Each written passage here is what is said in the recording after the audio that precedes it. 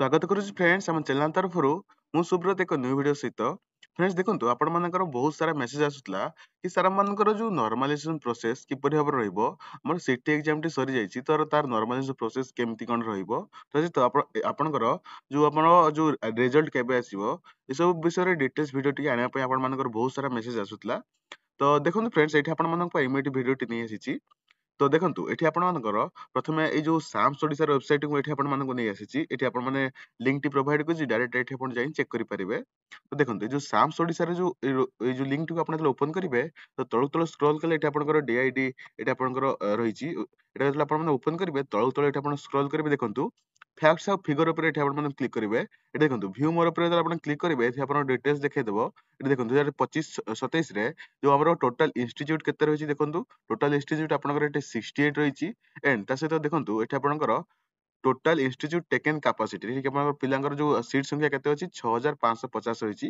Total number of ଆପ୍ଲିକେଣ୍ଟ ଏଠି ଆପଣ କେତେ ପିଲା ଆପ୍ଲାଏ କରିଥିଲେ ଦେଖନ୍ତୁ 78809। କିନ୍ତୁ ଏଠି ଆପଣମାନେ ଦେଖିପାରୁଥିବେ ତା ଭିତରୁ ଏଠି ଗାର୍ଲସ ମାନଙ୍କର ସଂଖ୍ୟା ଦେଖିଲେ ଦେଖନ୍ତୁ 19885। ସବୁ ବର୍ଷ ଏଠି ଗାର୍ଲସ ର ସଂଖ୍ୟା ଅଧିକା ଥାଏ କିନ୍ତୁ ଏଇଥର ଗାର୍ଲସଙ୍କର ସଂଖ୍ୟା କମ ଅଛି ଏବଂ ବଏଜ ମାନଙ୍କର ଦେଖନ୍ତୁ 58,924। 58,924 ଏଠି ବଏଜ ମାନଙ୍କର ସଂଖ୍ୟା ଅଛି। ବଟ୍ ଏଠି ଆପଣମାନେ ଦେଖିପାରୁଥିବେ ଏଠି ଯୋଉ 70,000 ପିଲା ଏଠି ଆପ୍ଲାଏ କରିଛନ୍ତି ତାଙ୍କ ଭିତରୁ କିଛି ପିଲା ଏଠି ଏକ୍ଜାମ ଦେଇନଥିବେ। ଏମିତି ବି ରହିଥିବ ଏଟା ଆପଣ ନମ୍ବର ଅଫ ଆପ୍ଲିକାଣ୍ଟ ଦେଇଛି କେତେ ପିଲା ଏକ୍ଜାମ ଦେଲେ ଏଟା ମଧ୍ୟ ଏଠି ମେନସନ କରିନାହିଁ। ତ ତାପରେ ଦେଖନ୍ତୁ ଏଟା ଆପଣଙ୍କର 2027 ର ଫ୍ୟାକ୍ଟ ଆଉ ଫିଗର ଥିଲା କାହିଁକି ନା ଏଠି ଡାଇରେକ୍ଟ ମୁଁ ଆପଣଙ୍କୁ ଏଠି ୱେବସାଇଟ ରେ ହିଁ ଚେକ୍ କରଉଛି ନା ଏଟା ଫେକ୍ ବି ନୁହେଁ ଏଟା ଆପଣଙ୍କର ରିଏଲ ଜିନିଷ। ତ ବର୍ତ୍ତମାନ ଦେଖନ୍ତୁ ନର୍ମାଲାଇଜେସନ ପ୍ରୋସେସ ବିଷୟରେ ଦେଖିବା। ତ ଆପଣଙ୍କର ଯେତେବେଳେ 6550 ପୋଷ୍ଟ ରହିଛି ତ ଆପଣଙ୍କର କମ୍ପିଟିସନ ହାଇ ରହିଛି। ତ ବର୍ତ୍ତମାନ ଦେଖନ୍ତୁ ଆପଣ କିପରି ଭାବରେ କାଲକୁଲେଟ କରିବେ ଆପଣଙ୍କର ଯୋଉ ନର୍ମାଲାଇଜେସନ ପ୍ରୋସେସ। ତ ଫ୍ରେଣ୍ଡସ୍ ଏଠି ଦେଖନ୍ତୁ ଆପଣଙ୍କର ଯୋଉ ନର୍ମାଲାଇଜେସନ ପ୍ରୋସେସ କିପରି ଭାବରେ ରହିବ। ତ ଦେଖନ୍ତୁ ପ୍ରଥମେ ଆପଣଙ୍କର ଯୋଉ ଡେଟ୍ ସବୁ ରହିଛି ଦେଖନ୍ତୁ 23 ତାରିଖରେ ଆପଣଙ୍କର ଏକ୍ଜାମ ହେଇଥିଲା, 24 ତାରିଖରେ ଏକ୍ଜାମ ହେଇଥିଲା, 25 ତାରିଖ, 26 ତାରିଖ ଏଇ ଚାରୋଟି ଡେଟ୍ ରେ ଆପଣଙ୍କର ଏକ୍ଜାମ ରହିଥିଲା। ତ ଦେଖନ୍ତୁ ଯଦି ଗୋଟେ ସିଫ୍ଟ ରେ ପିଲାମାନେ 55 ମାର୍କ ଏଠି ଆପଣ ସ୍କୋର କରୁଛନ୍ତି ଏଣ୍ଡ ଅନ୍ୟ ଗୋଟେ ସିଫ୍ଟ ରେ ଯଦି ଆପଣଙ୍କର କ୍ୱେଶ୍ଚିନ୍ ଟିକେ ହାର୍ଡ ରହୁଛି ମାନେ 23 ତାରିଖରେ କଥା ଦେଖନ୍ତୁ 23 ତାରିଖ ଓନ୍ଲି 23 ତାରିଖରେ ଯଦି ଆପଣଙ୍କର ପିଲାମାନେ ଏମିତି ହିସାବରେ ମାର୍କ ରଖୁଛନ୍ତି ଜଣେ ଗୋଟେ ସିଫ୍ଟ ରେ 55 ଆଉ ଗୋଟେ 45 65 80 ତ ଆପଣ ଦେଖିପାରୁଥିବେ ଏହାର ଆଭରେଜ ଆପଣଙ୍କର କଢାଯିବ ଯୋଉ 61.25 ଆସିବ ଏଇ ଚାରୋଟିର ଆଭରେଜ।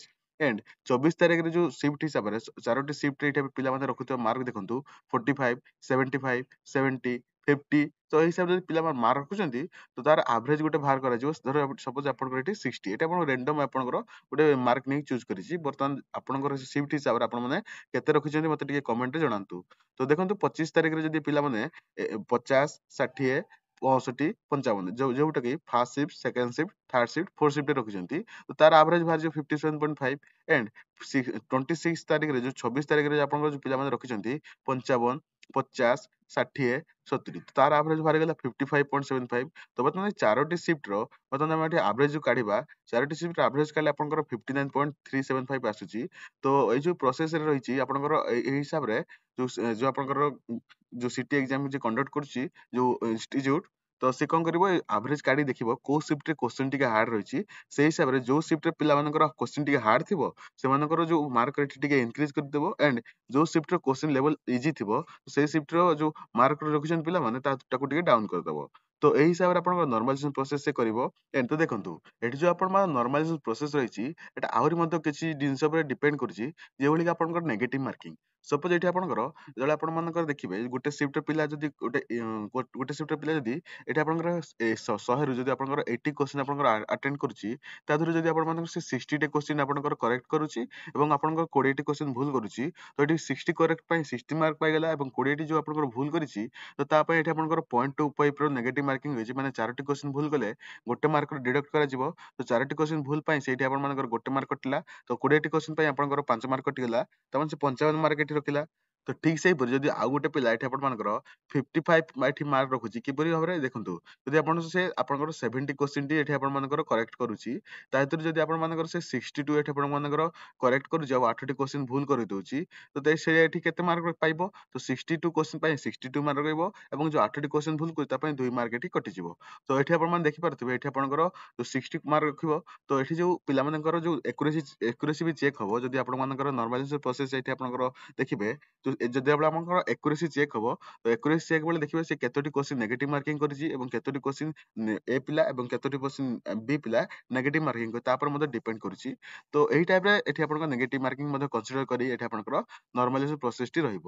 ତ ଦେଖନ୍ତୁ ଫ୍ରେଣ୍ଡସ୍, ଏଟା ଥିଲା ଆପଣମାନଙ୍କର ଆଜିର ଯୋଉ ନର୍ମାଲାଇଜେସନ ପ୍ରୋସେସ। ତ ତା ସହିତ ଦେଖନ୍ତୁ ଏଠି ଆପଣମାନଙ୍କର ଯୋଉ ପ୍ରିଭିୟସ ଇୟର 2024 ମସିହାରେ ଯୋଉ ଆପଣମାନଙ୍କର କେବେ ରହିଥିଲା ସବୁ ଇଭେଣ୍ଟସ ର ଡେଟ୍ ଦେଖନ୍ତୁ। ସିଟି ଏକ୍ଜାମ ଯୋଉ 2024 ମସିହାରେ 12 ରୁ 15 ସେପ୍ଟେମ୍ବର 2024 ରେ ଏଠି ଆପଣଙ୍କର ଏକ୍ଜାମ ଟି ରହିଥିଲା ଏବଂ ଆନ୍ସର କି ଯୋଉ ଆପଣଙ୍କର ରିଲିଜ ହେଇଥିଲା ଏଠି ଆପଣଙ୍କର 18 ସେପ୍ଟେମ୍ବର, ମାନେ ମୋଟାମୋଟି ଆପଣ ଦେଖିଲେ 2-3 ଦିନ ପରେ ଏଠି ଆପଣଙ୍କର ଆନ୍ସର କି ଏଠି ରିଲିଜ ହେଇଥିଲା।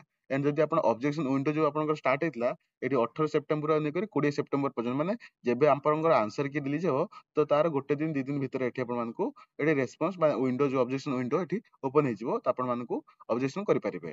ରେଜଲ୍ଟ ଯୋଉ ଡିକ୍ଲେୟାର ହବ 4 ଅକ୍ଟୋବର, ମାନେ ଏଠି ଆପଣଙ୍କର ଗୋଟେ ମାସ ଯୋଉ ଆପଣଙ୍କର ନେକ୍ସଟ ମାସରେ ଯେ ଆପଣଙ୍କର ଏଠି ରେଜଲ୍ଟ ଡିକ୍ଲେୟାର ହେବ।